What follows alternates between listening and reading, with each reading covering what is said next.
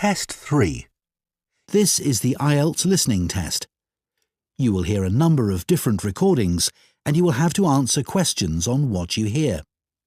There will be time for you to read the instructions and questions and you will have a chance to check your work. All the recordings will be played once only. The test is in 4 parts.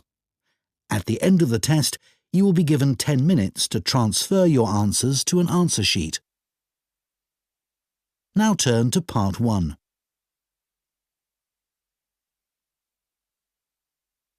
Part 1. You will hear a man talking to the coordinator of a photography club. First, you have some time to look at questions 1 to 4.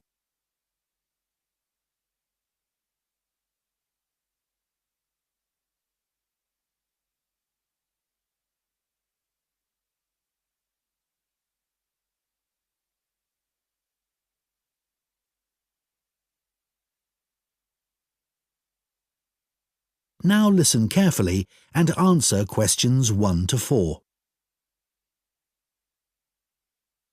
Hello, Wayside Camera Club, Breeder speaking.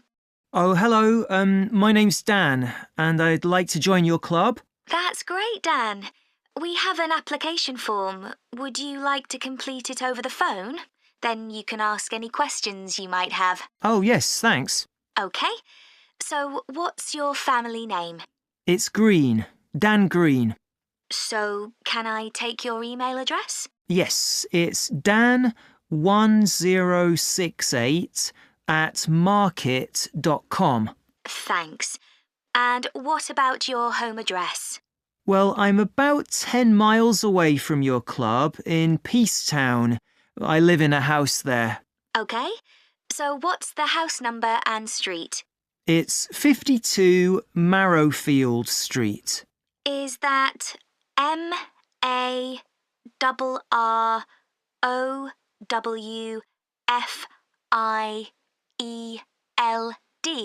That's right.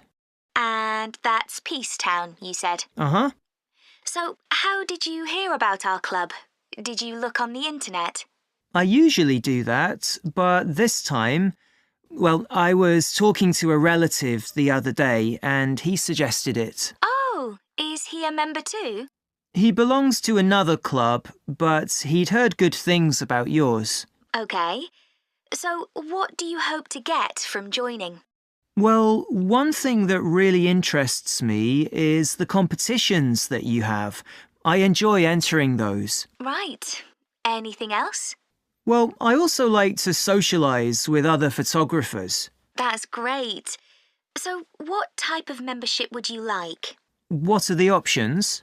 It's £30 a year for full membership or £20 a year if you're an associate. I think I'll go for the full membership then. That's a good idea because you can't vote in meetings with an associate membership.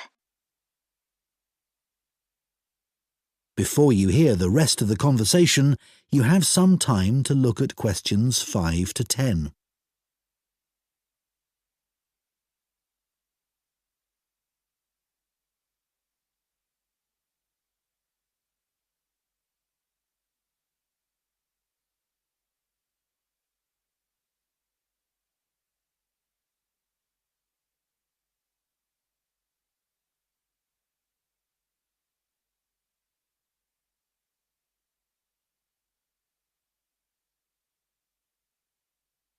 Now listen and answer questions 5 to 10. If I could just find out a bit more about you. OK. So, you said you wanted to compete. Have you ever won any photography competitions?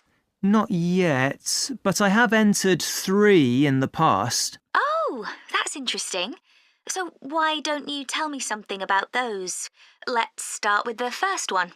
Well, the theme was entitled Domestic Life. I see. So it had to be something related to the home? Yeah. I chose to take a photo of a family sitting round the dinner table having a meal. And, I didn't win, but I did get some feedback. Oh, what did the judges say? that it was too busy as a picture. Aha. So it was the composition of the picture that they criticised? That's right. And once they'd told me that, I could see my mistake. So what was the theme of the second competition? Well, my university was on the coast, and that area gets a lot of beautiful sunsets. So that was the theme. Oh, sunsets. That's a great theme. Yes, the instructions were to capture the clouds as well. It couldn't just be blue sky and a setting sun. Sure, because they give you all those amazing pinks and purples. Yeah, and I thought I'd done that well, but the feedback was that I should have waited a bit longer to get the shot. I see. So the timing wasn't right. Yes, I took it too soon, basically. And then the third competition I entered was called Animal Magic. Well, that's a difficult subject. I know. I had to take hundreds of shots. I'm sure, because animals move all the time. That's what we had to show. There had to be some movement in the scene. I got a great shot of a fox in the end, but I took it at night and, well, I suspected that it was a bit dark, which is what I was told. Well, Dan, you seem to be really keen, and we'd be delighted to have you in our club. I'm sure we can help with all those areas that you've outlined. Thanks, that's great. That is the end of Part 1. Part 2. You will hear an expert on picking wild mushrooms called Dan talking on the radio. First, you have some time to look at questions 11 to 14.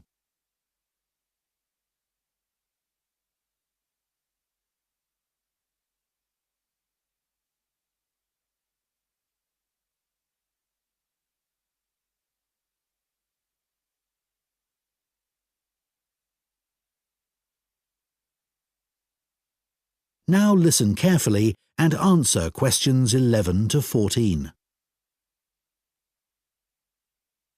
This evening, we're delighted to welcome Dan Beagle, who's just written a book on looking for and finding food in the wild. He's going to tell us everything we need to know about picking wild mushrooms. Thank you very much. Well, I need to start by talking about safety.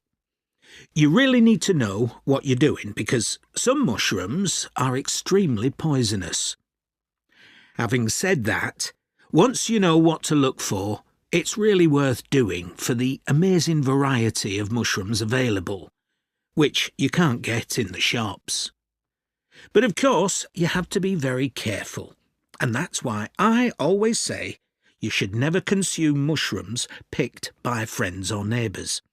Always remember that some poisonous mushrooms look very similar to edible ones, and it's easy for people to get confused. The other thing to avoid is mushrooms growing beside busy roads, for obvious reasons. But nothing beats the taste of freshly picked mushrooms. Don't forget that the ones in the shops are often several days old and past their best. There are certain ideas about wild mushrooms that it's important to be aware of. Don't listen to people who tell you that it's only okay to eat mushrooms that are pale or dull. This is completely untrue. Some edible mushrooms are bright red, for example. Personally, I prefer mushrooms cooked, but it won't do you any harm to eat them uncooked in salads. It's not necessary to peel them. Another thing you should remember is that you can't tell if a mushroom is safe to eat by its smell. Some of the most deadly mushrooms have no smell and taste quite nice, apparently. Finally, just because deer or squirrels eat a particular mushroom doesn't mean that you can. Before you hear the rest of the talk, you have some time to look at questions 15 to 20.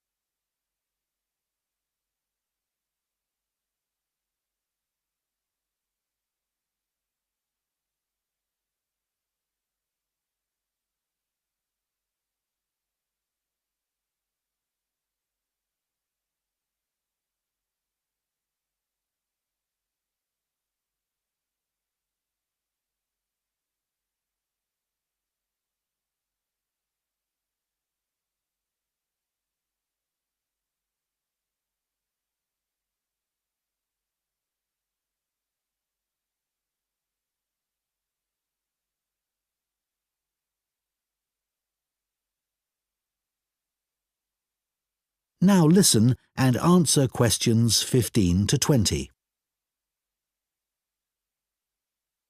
Of course, mushroom picking is associated with the countryside, but if you haven't got a car, your local park can be a great place to start. There are usually a range of habitats where mushrooms grow, such as playing fields and wooded areas.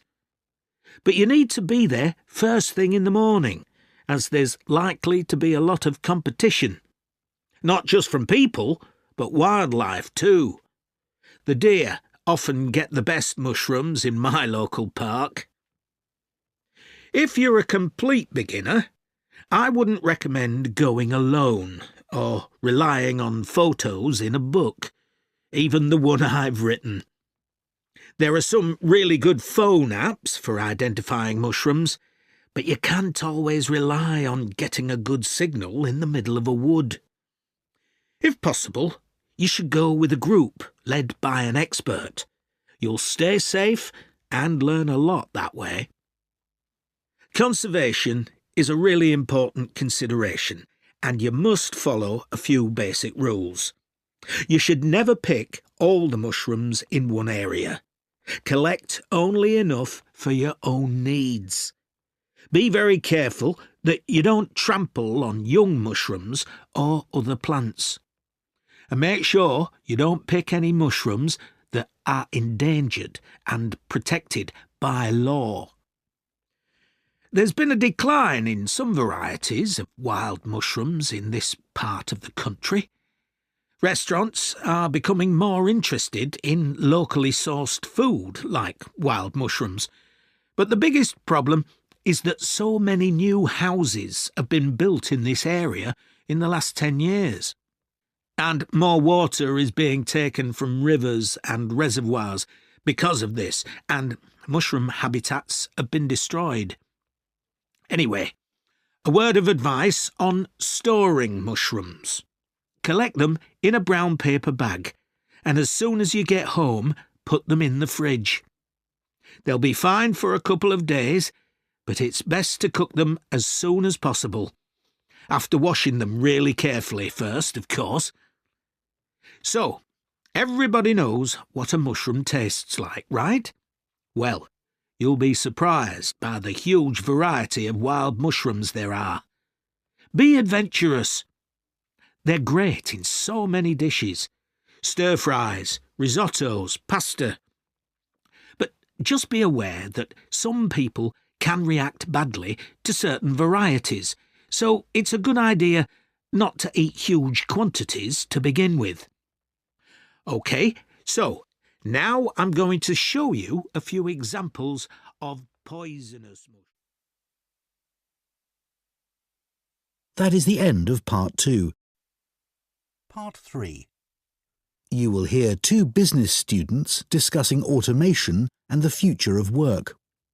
First, you have some time to look at questions 21 to 24.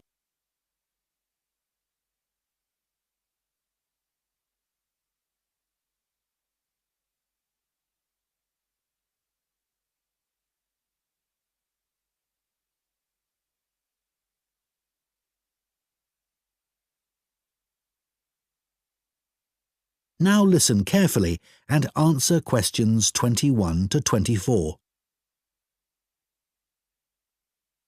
That seminar yesterday on automation and the future of work was really good, wasn't it?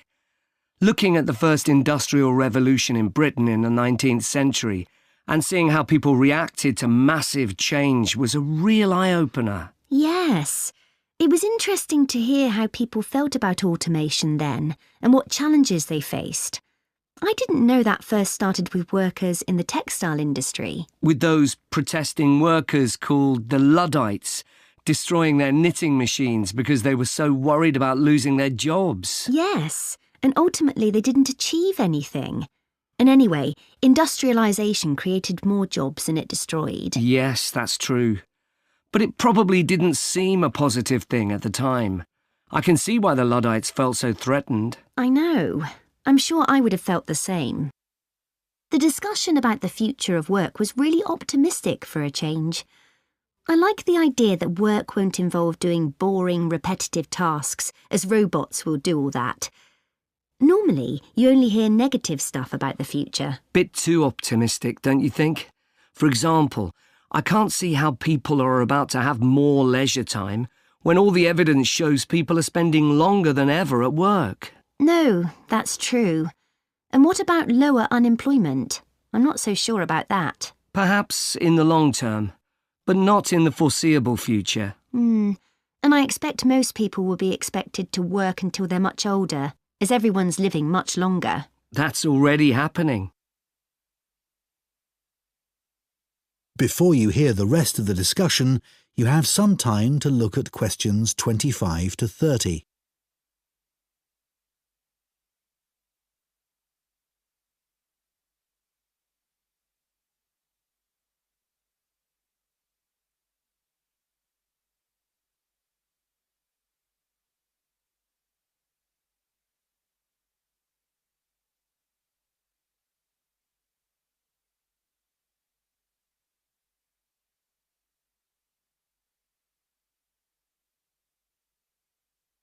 Now listen and answer questions 25 to 30.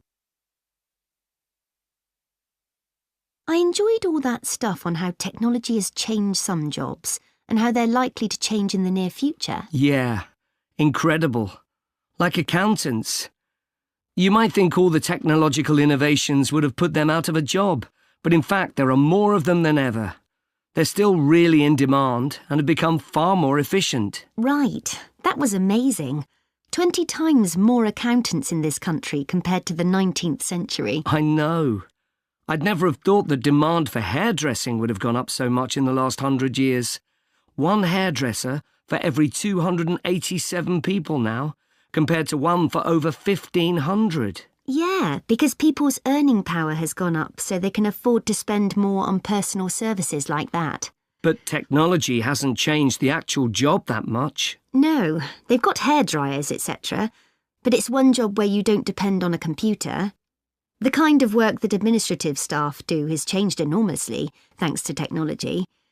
Even 20 years ago, there were secretaries doing dictation and typing. Yes, really boring compared to these days, when they're given much more responsibility and higher status. A lot of graduates go in for this kind of work now. I'd expected there to be a much bigger change in the number of agricultural workers in the 19th century, but the 1871 census showed that roughly 25% of the population worked on the land. Yeah, I'd have assumed it would be more than 50%. Now it's less than 0.2%. What about care workers? They barely existed in the 19th century, as people's lifespan was so much shorter. But now, of course, this sector will see huge growth. Yeah, and it's hard enough to meet current demand. The future looks quite bleak for bank clerks. They've been in decline since ATMs were introduced in the 80s. And technology will certainly make most of the jobs they do now redundant, I think. I agree. Although the situation may change, it's very hard to predict what will happen. That is the end of Part 3. Part 4. You will hear part of a lecture for astronomy students about the need for a system to manage satellites and other objects orbiting the Earth. First, you have some time to look at questions 31 to 40.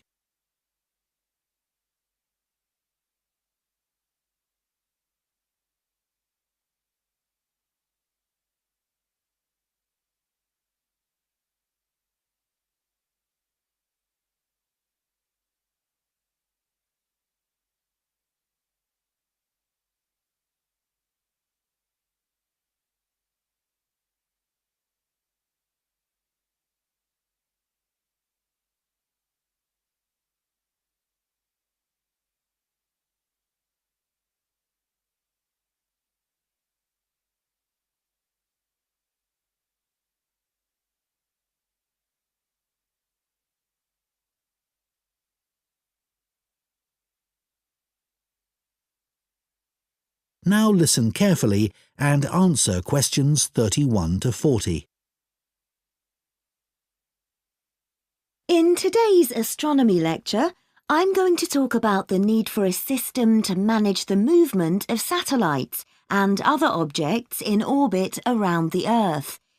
In other words, a space traffic management system. We already have effective air traffic control systems that are used internationally to ensure that planes navigate our skies safely. Well, space traffic management is a similar concept, but focusing on the control of satellites. The aim of such a system would be to prevent the danger of collisions in space between the objects in orbit around the Earth. In order to do this, we'd need to have a set of legal measures, and we'd also have to develop the technical systems to enable us to prevent such accidents. But unfortunately, at present, we don't actually have a space traffic management system that works. So why not? What are the problems in developing such a system? Well, for one thing, satellites are relatively cheap these days compared with how they were in the past, meaning that more people can afford to put them into space. So there's a lot more of them out there, and people aren't just launching single satellites, but whole constellations consisting of thousands of them designed to work together. So space is getting more crowded every day. But in spite of this, one thing you may be surprised to learn is that you can launch a satellite into space, and once it's out there, it doesn't have to send back any information to Earth to allow its identification. So while we have international systems for ensuring we know where the planes in our skies are, and to prevent them from colliding with one another, when it comes to the safety of satellites, at present we don't have anything like enough proper ways of tracking them. And it isn't just entire satellites that we need to consider. A greater threat is the huge amount of space debris in orbit around the Earth, broken bits of satellite and junk from space stations and so on. And some of these are so small that they can be very hard to identify, but they can still be very dangerous. In addition, some operators may be unwilling to share information about the satellites they've launched. For example, a satellite may be designed for military purposes, or it may have been launched for commercial reasons, and the operators don't want competitors to have information about it. And even if the operators are willing to provide it, the information isn't easy to collect. Details are needed about the object itself, as well as about its location at a particular time. And remember that a satellite isn't very big, and it's likely to be moving at thousands of kilometres an hour. We don't have any sensors that can constantly follow something moving so fast. So all that the scientists can do is to put forward a prediction concerning where the satellite is heading next.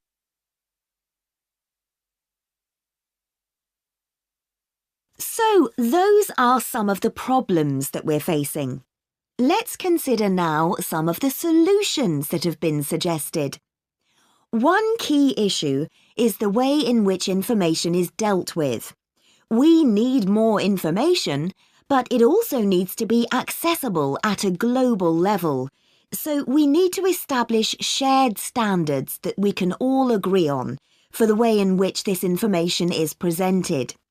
We already do this in other areas of science, so although this is a challenge, it's not an impossible task. Then as all this information's collected, it needs to be put together so it can be used. And that will involve creating a single database on which it can be entered. As we continue to push forward new developments, congestion of the space environment is only going to increase. To cope with this, we need to develop a system like the one I've described to coordinate the work of the numerous spacecraft operators. But it's also essential that this system is one that establishes trust in the people that use it, both nationally and at a global level. One interesting development that I'll mention at this That is the end of part 4.